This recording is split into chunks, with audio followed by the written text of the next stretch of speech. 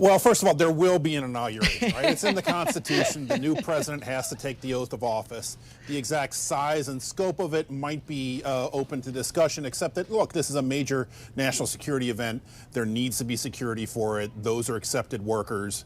It has to happen. And the parties afterwards, by the way, are all funded privately by the likes of Ken Griffin and Meta and all the other donors. Yeah, everyone's given $1 million so far. Zuckerberg, All the tech They're companies giving that $1 we've million been talking a about. pop to this big party after the inauguration. But there is the threat that the government will be shut down, that the inauguration takes place on a federal holiday, so the government offices won't be open anyway. But there is pressure from the likes of Elon Musk for Congress not to pass a single bill, which would mean no appropriations, no routine post office renamings, all the other things that Congress does from day to day until President Trump is sworn in and has a chance to sign those bills. And if Congress takes that advice, then yeah, we will have a shutdown through inauguration. Help me understand. I thought, isn't President Biden still president? Like, is this normal to have the president-elect so involved in the process? It is not normal, but look, this is in the age of Trump, anything is possible, right?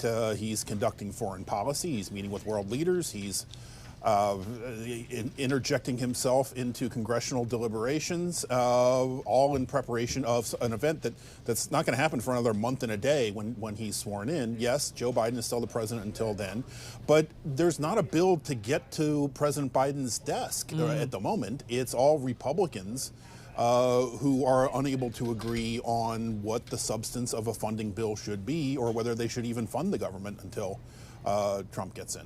How is Elon Musk playing a part in this right now? The New York Times noting earlier today that 150 posts about the government shutdown have been sent from Elon Musk's account. What are the members of Congress saying to you? What are you hearing from them about his role in all this? Yeah, so when the text of the continuing resolution dropped on Tuesday night, it seemed to be, it takes a long time to go through a 1,500-page bill. There was some initial skepticism from Vivek Ramaswamy. He's the former presidential candidate who is paired up with Elon Musk on this Department of Government Efficiency effort, whatever shape that eventually takes. And Ramaswamy was skeptical. He said, look, I got to take time to read the bill, which is understandable. There's this 72-hour rule, often violated in the House, to give members a chance to digest new legislation like this, which is why it came out Tuesday night, 72 hours before the shutdown.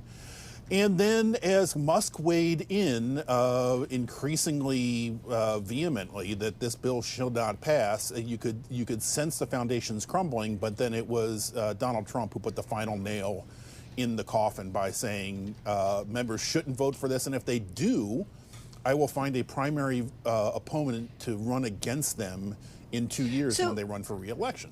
So, Gregory, is it politics holding up the process, or is it substantial issues that people are not comfortable with?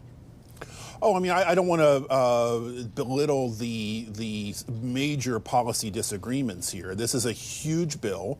In addition to funding the government for another 3 months, it has $100 billion worth of additional disaster relief.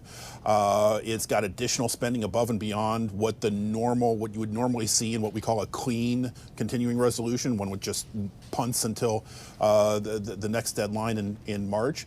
And it also had dozens and dozens of policy riders, things like deepfake pornography regulation and space policy and a whole lot of things, frankly, policy areas that I don't understand all that much. And then there was one other thing that wasn't in this bill, which was Congress automatically gets a pay raise every year unless they sign a bill, unless they pass a bill that says they don't get the pay raise. And they didn't include that provision. So they would get a big pay raise. And that, of course, that doesn't really hit well in an era when Donald Trump and Elon Musk are promising a smaller, more efficient, leaner government.